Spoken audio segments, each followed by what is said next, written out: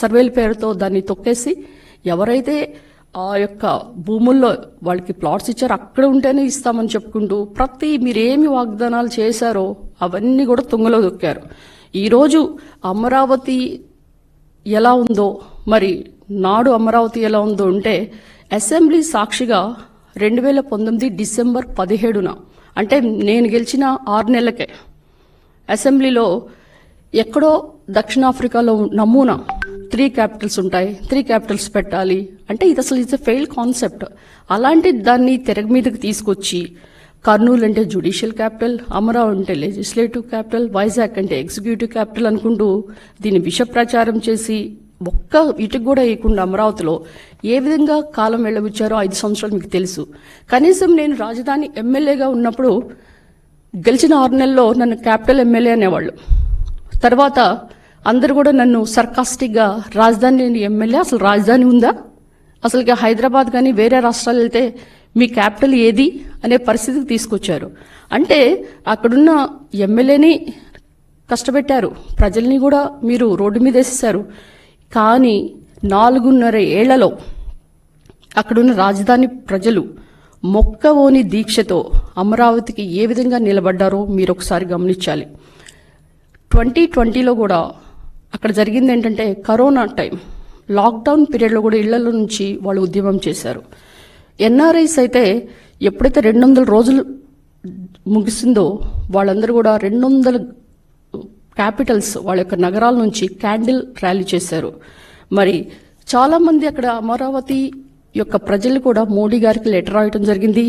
2021లో 57 రోజుల పైనగా న్యాయస్థానం టు దేవస్థానం అంటే హైకోర్టు నుంచి వాళ్ళ యొక్క యాత్ర తిరుపతి వరకు చేరింది. ఇక్కడ 400 రోజుల పైన కూడా జరిగినా కానీ దాని అందరినీ కూడా ఒక ఇన్సైడర్ ట్రేడింగ్ అనుకుంటూ రాజధాని భూమి గురించి ఇంకొకటి తెరలేపారు. అసలు ఇన్సైడ్ ట్రేడింగ్ అంటే ఎక్కడ ఉంటుంది? రియల్ ఎస్టేట్ దాంట్లో ఉంటుంది. దీన్ని కూడా హైకోర్టు కొట్టేయడం జరిగింది. ఇక 2022లో అమరావతి టు అరసవెల్లి ఇదొక పాదయాత్ర చేశారు. ఇందులో వాళ్ళు పాదయాత్ర చేస్తుంటే వాళ్ళు ఏ విధంగా కక్షతో ఆ యొక్క ఉద్యమాన్ని ఆపారంటే జీవో నెంబర్ మరి 144 సెక్షన్ తీసుకొచ్చి యాక్ట్ 30 యాక్ట్ తీసుకొచ్చి మరి అక్కడున్న అమరావతి రైతుల్ని లాఠీలతో కొట్టి జుట్టులాగి మరి మగవాళ్ళు కూడా లేడీస్ మీద వాళ్ళని కొల్లబొడిచి ఏ విధంగా వాళ్ళని కష్టపెట్టారో మీరు ఒకసారి గమనించాలి. ఇదంతా భరించలేక వాళ్ళందరూ కూడా రాష్ట్రపతి గారికి మాకు మర్సీ కిల్లింగ్ ఇవ్వండి, మేము సామూహిక హత్యలు చేసుకుంటామని కూడా లెటర్ రాశారు. ఈ విధంగా ఈ యొక్క మహాపాదయాత్రకి ఎన్ని అడ్డంకులు చేరినా కానీ హైకోర్టు ఒక చారిత్రాత్మక తీర్పిచ్చింది. అది కూడా 2022లో మార్చ్ 4న 3 రాజధానులకి చట్టాన్ని కొట్టివేశారు. దాన్ని అప్పుడు ఉన్న మండలి చైర్మన్ గారు సపోర్ట్ చేయలేదని షరీఫ్ గారు ఆయన మీద కూడా దాడి చేశారు. ఈ విధంగా మీరు గమనిస్తే ఈ యొక్క ఉద్యమం అనేది ఒక చారిత్రాత్మక ఉద్యమైంది. మరి 1631 రోజులంటే మీరు దాన్ని యాడ్ చేస్తే 1 + 6 + 3 + 1 అంటే 11. ఈ రాజధాని ప్రజల ఉసురు జగన్మోహన్ రెడ్డి గారికి తగిలి ఆయనకి 11 సీట్లోనే చతికిల పడ్డాడు. ఈ విధంగానే మీరు గమనించాలి. ఎప్పుడైనా కానీ ప్రజల రాజధాని, కళల రాజధాని అమరావతిని ముట్టుకుంటే మీరు ఏ విధంగా భస్మం అయ్యారో కూడా మీరు గమనించాలి. ఇక గత 2024లోనే ఎప్పుడైతే ఎన్డీఏ కూటమి వచ్చిందో అమరావతి పనులు చకచక ప్రారంభమైనాయి. మనకి ఆల్మోస్ట్ ఇక్కడ ఉన్న అమరావతిలో బ్రాండ్ ఏదైతే ఉందో అది మసకబారిన బ్రాండ్కి చంద్రబాబు నాయుడు గారు మరి దాన్ని ఇమేజ్ని పునరుద్ధరించే ఉద్దేశంతో మరి దానికి కావాల్సిన పనులు కూడా ప్రారంభించారు. మనకు ఆల్రెడీ విట్, ఏఎస్ఆర్ఎం, అమృత యూనివర్సిటీస్ వచ్చినాయి. ఇప్పుడు కొత్తగా మనకి Tata innovations, bits Pilani law school and AI నగరంగా కూడా ఫస్ట్ ఏఐ నగరం కూడా మనకి ఇది తీర్చిదిద్దబడుతుంది. మరి క్వాంటమ్ కంప్యూటింగ్ విలేజ్ ఇది కూడా ఒక అద్భుతమైన కంప్యూటర్ విగానికి ఒక మంచి పేరుగా మనము ఏర్పాటుకి తాత్కాలికంగా కూడా కనిపించవచ్చు. అంటే ఆల్మోస్ట్ 30% బ్యాలెన్స్ ఉంది, 70% కంప్లీట్ అయినాయి.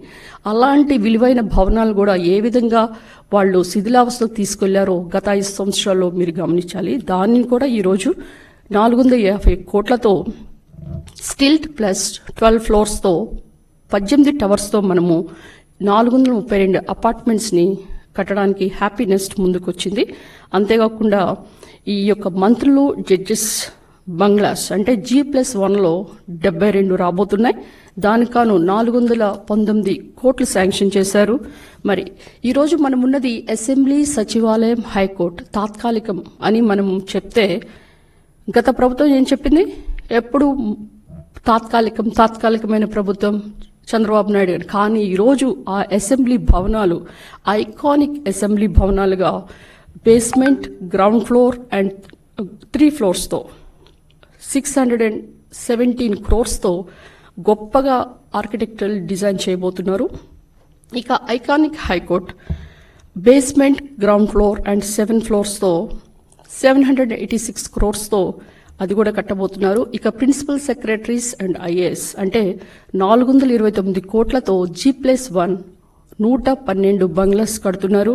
ఇక ఎల్పిఎస్ ఇన్ఫ్రా అంటే రైతులకు ఇచ్చిన ప్లాట్స్, ఆ ప్లాట్స్ ని కూడా డెవలప్ చేయడానికి వాటికి కావాల్సిన రోడ్స్, డ్రైన్స్, నీటి సరఫరా, sewage and utility ducts and reuse water lines ఇవన్నిటితో కూడా అక్కడ ప్లాట్స్ డెవలప్ చేసి వాళ్ళకి ఇచ్చే మాదిరిగా ఈ ఎల్పిఎస్ ఇన్ఫ్రా కూడా ముందుకొచ్చింది. దానికి 15,000 కోట్లు కూడా శాంక్షన్ చేశారు. ఇక ఐకానిక్ సచివాలయం, దిస్ ఈస్ ద బెస్ట్ సచివాలయం you can ever say. This is G+40 ఫ్లోర్స్తో ఆల్మోస్ట్ 4,668 క్రోర్స్తో దట్టు విత్ హెలిప్యాడ్ కూడా నిర్మించబోతున్నారు. వరద నివారణకి, ఎందుకంటే వరదలు వస్తాయి ఇక్కడ ఏం కట్టలేము అని ఈ గగ్గోలు పెట్టిన జగన్మోహన్ రెడ్డి గారి ముఠాకి ఈరోజు మనం చెప్తున్నాం.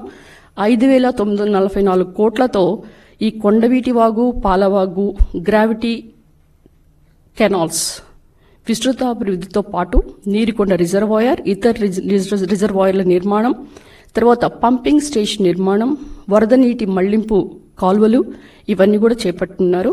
ఇక అనుబంధ రోడ్స్ ఇవి కనుక మీరు గమనిస్తే 700 CRతో ఆల్మోస్ట్ E13, E15, NH16 ఇది కనుక మనం ఎక్కితే డైరెక్ట్గా అమరావతి రావచ్చు అని కూడా నేను చెప్పాను.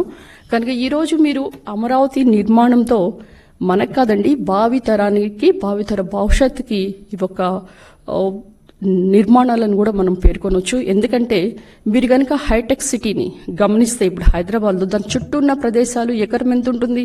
100 కోట్లు, 200 కోట్లు. ఈ రోజు కనుక ఈ నిర్మాణాలన్నీ మనం చేపడితే అక్కడ ఎకరం కూడా 50 కోట్ల పైన వెళ్ళొచ్చు. కనుక ప్రజలందరూ కూడా దీన్ని అర్థం చేసుకోవాలి. అంతేకాకుండా మనం అమరావతిని మొట్టమొదటి సోలార్ నగరం కూడా పేర్కొనటం ఈ చరిత్రను మనం చెప్పొచ్చు. ఎందుకంటే దీంట్లో 2,700 మెగా వాట్స్ గ్రీన్ ఎనర్జీని కూడా వాడబోతున్నారు. ఇప్పుడు మీరు గమనిస్తే అమరావతి పనులు రైల్ ట్రాక్ ఎక్కినట్లు శరవేగంతో పరుగులెత్తున్నాయి.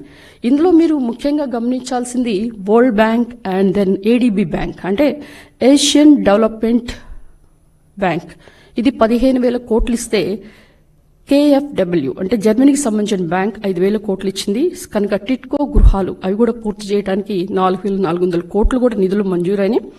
అండ్ 175 నియోజకవర్గాల్లో ప్రతి వాళ్ళకు కూడా అంటే అక్కడున్న యువతకి జాబ్స్ అయితేనేంటి, ఉపాధి కూడా దొరుకుతుంది. ఎందుకంటే మనకి అసలుకి ఒక్క క్యాపిటలే లేకపోతే మనం యువత అంతా ఎక్కడ పోతున్నారు? ఇప్పుడు బెంగళూరు వెళ్తుంది, చెన్నై వెళ్తుంది, హైదరాబాద్ వెళ్తుంది. కానీ మన దగ్గర ఇలాంటి ఒక గొప్ప అమరావతి నగరం కనుక నిర్మించబడితే ఎవరు ఎక్కడికి పోక్కర్లేదు.